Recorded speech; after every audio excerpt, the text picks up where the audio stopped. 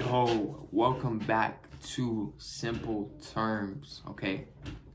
As you can tell by the title of the video, we're gonna be talking about pullbacks, okay? Just a brief overview.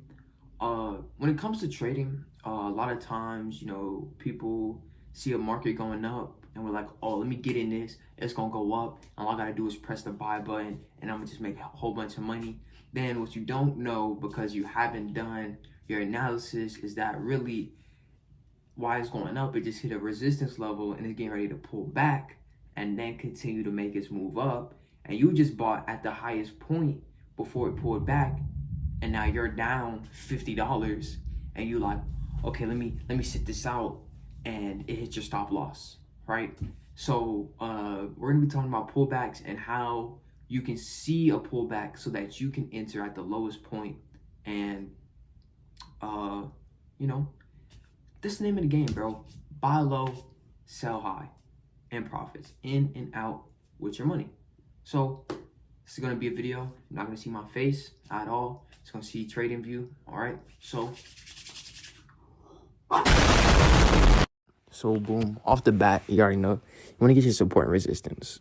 Support and resistance really goes a long way because it really sets levels at which points will bounce off. Like right here, we see a nice little uptrend on the 4 hour, and higher time frames will allow you to get those structural levels a lot easier, right? So you want to get your support and resistance highest point and your lowest point. You see, for pullbacks and retracements, which I'm gonna talk about both, right, in this video, right? For pullbacks and retracements, those in between levels are really gonna be important because you'd be surprised how accurately and simple, you can calculate a pullback and then look for that retracement. I really might be mixing them up and it might be vice versa, but just work with me here, right? So we're calling a pullback when it goes down before it goes up, and that's its retracement back up, right? So we can see here that we want to look for it to be as close to the body as the candle, because that's how we know, like, that's going to give us the most accurate a zone for a pullback, right? And you can do a rectangle because sometimes it might wick the zone, and because you have a straight, not so big of a zone, you might miss your buy entry. And we can see right here, like, you want to look for where it touches multiple times, right? You see how, like, here, like, if you look at the wicks, you can see it touching those zones multiple times, right? You see, like, right there, that's a really heavy, like, confirmation that that's a good zone that you might see a pullback to, right? And so you see it happen multiple times, right? You see it go up and then you see it drop down to that heavy, like let's call it key support, right? Then you see it go up and then you see it come back down to that zone, and then as you move up, as you get higher and make it high, and you see higher highs and higher lows, you see it start to touch recent zones, right? You see, like, looking to the left, as to the past helps you create those zones, right? It helps you create those points at which it has potential to pull back to before it goes up. And that's what we're looking for. We're looking for those zones to buy at before it goes up, because that's the key to this, right? You want to buy low and sell high. It's that simple, right? And if you can find zones at which it's gonna sell to, and then buy to, and vice versa for a sell, then you can optimize your profits and start to really set a small stop loss, because you're confident and the zone is going to break to. Always have proper risk to reward. That's also the other name of the game, right? It's got multiple names, right? Proper risk to reward, sell, buy low, sell high, and buy high, sell low. You know what I mean? And so that's what pullbacks really get into. You want to find those zones, right? You want to get as close to the body as you can, because it wants to collect that wick. Like, what I like to say is, like, the wicks are like liquidity, bro. It's the money that the banks still need to collect, right? So you want to get it as close to the wick as possible, and then you can start to do what I'm doing, right? I like to do this, right?